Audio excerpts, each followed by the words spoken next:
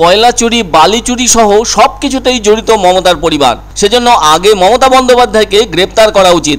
শুক্রবার কৃষ্ণনগরে এক প্রচার সভায় এমন অদ্ভুত কথা বললেন বিরোধী দলনেতা শুভেন্দু অধিকারী। এদিন বিকেলে নদিয়ার চাপড়ায় কৃষ্ণনগর কেন্দ্রের বিজেপি প্রার্থী তথা রাজমাতা অমৃতা রায়ের সমর্থনে একটি জনসভার আয়োজন করা হয়। তিনি এই জনসভায় বক্তব্য রাখেন।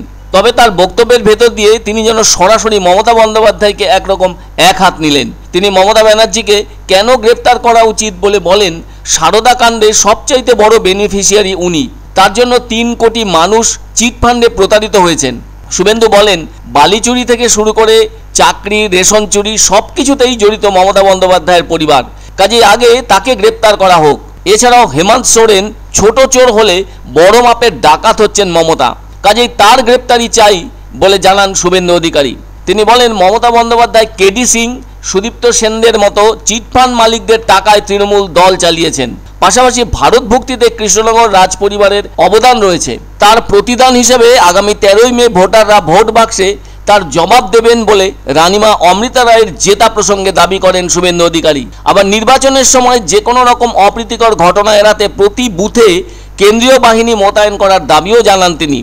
এছাড়াও নির্বাচন ঘনিয়ে আসছে বলে তৃণমূল নেতাদের পেছনে ইডি, সিবিআই লাগিয়ে দেওয়া হচ্ছে এমন দাবি মমতা ব্যানার্জির। এ প্রসঙ্গে শুভেন্দু অধিকারী বলেন, পার্থ চ্যাটার্জি, মানিক ভট্টাচার্য সহ বিধায়ক জীবন সাহা দুর্নীতির দায়ে জেলে রয়েছেন। তাদের যখন গ্রেপ্তার করা হয়েছিল তখন কোনো নির্বাচন ছিল না। এরা আজ জেলে গেল কেন তার জবাব দিতে হবে মমতা বন্দ্যোপাধ্যায়কে বলে জানান শুভেন্দু অধিকারী। আবার তৃণমূলের পক্ষ থেকে সিএএ ও এনআরসি নিয়ে ভুল বোঝানো হচ্ছে মানুষকে বলে জানান শুভেন্দু। সেটা সংখ্যালঘু সম্প্রদায়ের মানুষজনও বুঝে গিয়েছেন বলেই এদিন তাদের রোজা রেখেও 250 জন মানুষ বিজেপিতে যোগদান করলেন বলেও দাবি করেন বিরোধী দলনেতা শুভেন্দু অধিকারী।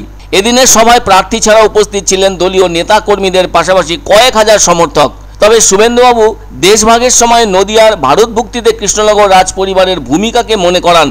তিনি বলেন, রাজ পরিবারের সদস্যরা সক্রিয় না হলে আজ আপনাদের বাংলাদেশের বাসিন্দা হতে হতো। তাই তার প্রতিদান হিসেবে 13ই মে ভোট বাক্সে জবাব দেবেন আপনারা বলে দাবি শুভেন্দুর। মনে রাখতে হবে, কৃষ্ণনগর এবার তৃণমূল ও বিজেপির মধ্যে প্রেস্টিজ ফাইট। তৃণমূল প্রার্থী মহুয়া মৈত্রকে ঘুষের বিনিময়ে প্রশ্ন করায় তাকে বহিষ্কার করেছে লোকসভা, আর ওনার বিরুদ্ধে তদন্ত শুরু করেছে সিবিআই, ইডি। তবে এমন অবস্থার ভেতরে থাকা মহুয়া মৈত্র কোনোভাবে জিতে লোকসভায় গেলে তা কিন্তু বিজেপির কাছে বড় ধাক্কা বলে মনে করছেন অনেকে। তবে ইতিমধ্যেই ধুবুলিয়ার সভামঞ্চ থেকে বিজেপি প্রার্থী অমৃতা রায়ের নামের আগে রাজমাতা বসানোয় কটাক্ষ করেছেন মমতা ব্যানার্জি। তিনি এক্ষেত্রে মনে করিয়ে দিয়েছেন, এদেশে এখন আর কেউ রাজা নেই, সকলেই প্রজা।